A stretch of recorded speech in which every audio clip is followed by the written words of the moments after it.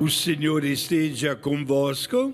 Ele está no meio de nós. Proclamação do Evangelho de Nosso Senhor Jesus Cristo, narrado por São Mateus. Glória a vós, Senhor. Naquele tempo, Jesus foi à região de Cesareia de Filipe e ali perguntou aos seus discípulos: quem dizem os homens ser o Filho do Homem? Eles responderam: alguns dizem que é João Batista, outros que é Elias, outros ainda que é Jeremias ou alguns dos profetas. Então Jesus lhes perguntou: e vós, quem dizeis que eu sou? Simão Pedro respondeu: tu és o Messias, o Filho do Deus vivo. Respondendo, Jesus lhe disse: feliz és tu, Simão, filho de Jonas, porque não foi um ser humano que te revelou isso, mas o meu Pai que está no céu. Por isso eu te digo que tu és Pedro, e sobre esta pedra eu construirei a minha igreja, e o poder do inferno nunca poderá vencê-la. Eu te darei as chaves do reino do céu. Tudo o que tu ligares na terra será ligado nos céus. Tudo o que tu desligares na terra será desligado nos céus. Jesus, então, ordenou aos discípulos que não dissessem a ninguém que ele era o Messias. Jesus começou a mostrar aos seus discípulos que devia ir a Jerusalém e sofrer muito da parte dos anciãos, dos sumos sacerdotes e dos mestres da lei, e que devia ser morto e ressuscitar no terceiro dia. Então Pedro tomou Jesus à parte e começou a repreendê-lo, dizendo: Deus não permita tal coisa, Senhor, que isso nunca te aconteça. Jesus, porém, voltou-se para Pedro e disse: vai para longe, Satanás. Tu és para mim uma pedra de tropeço, porque não pensas as coisas de Deus, mas sim as coisas dos homens. Palavra da salvação. Glória a vós, Senhor.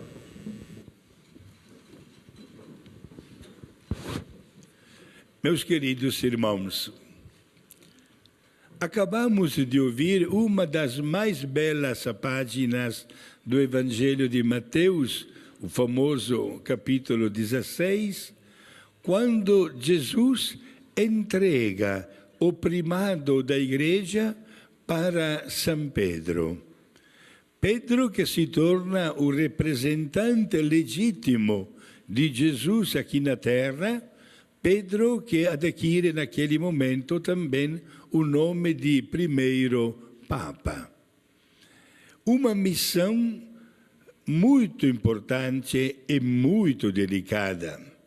Digamos a verdade que até na expressão humana de Pedro, na hora talvez ele não compreendeu, diz o Evangelho de hoje, que chamou Jesus à parte e o repreendeu, porque Jesus nunca prometeu o paraíso aqui na terra. E talvez Pedro imaginava que o reino de Jesus seria um pleno sucesso diante do povo de todas as nações do mundo, quando Jesus, pelo contrário, mostra claramente que o reino existe, que se conquista passo a passo, e Jesus não foge daquele que é o caminho do sofrimento. Vejam só, Ontem o Evangelho falava da transfiguração de Jesus. Jesus mostrou aos seus apóstolos, inclusive Pedro, que o céu existe e que é feito para nós. Mas para conquistar o paraíso, era necessário descer daquele monte Tabor para subir o outro monte, o Monte do Calvário.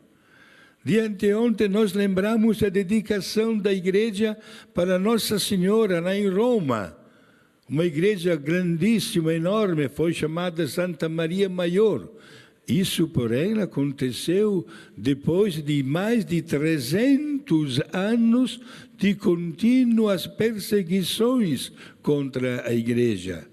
E aqueles imperadores que pensavam que matando os cristãos estariam sufocando a igreja, não sabiam que o sangue dos mártires se tornaria semente de novas comunidades cristãs. Hoje, à distância de 2000 anos, somos nós que formamos a igreja. Jesus continua fazendo hoje para cada um de nós a mesma pergunta: quem dizem as pessoas que eu sou?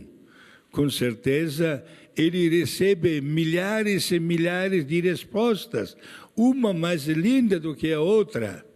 Mas, ao mesmo tempo, é só olhar ao nosso redor e notamos que há tantas pessoas que seguem um caminho um pouco paralelo, não unido com a igreja. Pessoas que se servem de igrejas com títulos belíssimos, dedicados a Jesus, mas cujo conteúdo não está em sintonia com a única igreja fundada por Jesus. Tu és Pedro.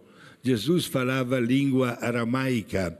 E na língua aramaica não existe o gênero masculino e o gênero feminino. Jesus usou a palavra em aramaico Kefas, que significa em português rocha, pedra. Por isso Jesus disse a Simão: tu és rocha, e sobre esta rocha, sobre esta pedra, edificarei a minha igreja. Meus irmãos, vivemos em cidades, aldeias, bairros repletos de igrejas. Se nós perguntássemos para todos os pastores de todas as igrejas que existem no Brasil e do mundo, quem é que fundou a vossa igreja?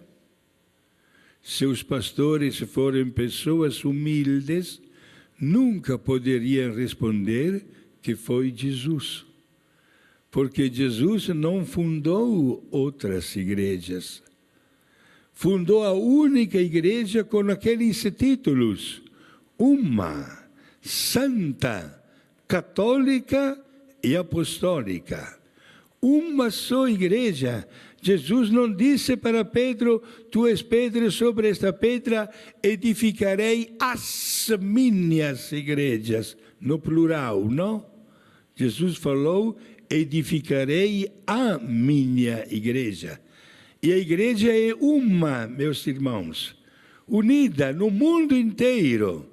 Olha o caso prático. Estamos aqui na associação fundada pelo Padre Eduardo, que é americano. Hoje quem celebra é o Padre Guido, que é italiano. Nós somos brasileiros, falamos idiomas diferentes, tudo bem. Mas quando falamos de religião, de fé, temos a mesma fé. Este trecho de evangelho que nós acabamos de ouvir está sendo lido nas igrejas até do Japão, bem longe, do outro lado do mundo. Olha a unidade da igreja. A mesma linguagem, conforme as várias culturas de todo o mundo inteiro. Uma santa, porque o seu fundador é santo, é Jesus. Católica significa presente no mundo inteiro, supera os oceanos e os montes do mundo inteiro. E apostólica porque é baseada na doutrina dos apóstolos que conseguiram transmitir na íntegra a missão que receberam da parte de Jesus. Hoje somos nós, os apóstolos do Evangelho. Somos nós os anunciadores do Evangelho. E como é importante carregar esta tarefa dentro da nossa casa, na sociedade, no nosso ambiente de trabalho, como verdadeiros evangelizadores. Gente, Jesus se serve hoje de nós como verdadeiros continuadores da sua obra salvadora. Lá na Itália, por exemplo, quando uma criança, um adolescente ou um jovem entra no seminário, não recebe o título de seminarista, como aqui no Brasil, mas recebe o título em língua italiana de apostolino, isto é, pequeno apóstolo. Já na hora que entra no seminário, ganha este título de ser um pequeno apóstolo, porque é a nossa tarefa. Hoje Jesus, é claro, gostaria de receber a mesma resposta de Pedro, mas ele gostaria também que cada um entendesse que a igreja sempre aconteceu e continua acontecendo, vai sofrer os ventos contrários, mas ninguém irá derrubá-la, porque a sua pedra fundamental é exatamente a pessoa de Jesus. Então, meus irmãos, saibamos dar uma bela resposta, nós também, a Jesus. Digamos a Jesus que, apesar dos nossos limites, estamos aqui para dar um testemunho, né, da missão que nós recebemos a partir do dia do nosso batismo e que nos esforçamos para sermos hoje os continuadores da sua obra. E nesta primeira semana de agosto, dedicada às vocações sacerdotais, façamos de tudo para que dentro do nosso apostolado haja sempre um espaço pedindo a Deus pelas vocações para a vida sacerdotal e que cada um de nós possa ser um verdadeiro formador de uma vocação quando se apresenta na sociedade e também dentro da nossa família. Não esqueça na frase de São João Bosco, que afirmava que o presente mais bonito que Deus pode dar para uma família é de doar-lhe um filho que se torne sacerdote, tendo em vista o bem que esta pessoa poderá fazer para os fiéis que Deus vai entregar aos seus cuidados pastorais. Portanto, obrigado, nosso Senhor, que nos ilumina com a sua palavra, sejamos continuadores da sua obra, com o sorriso nos lábios e com a bênção de Deus no nosso coração. Seja louvado Jesus Cristo.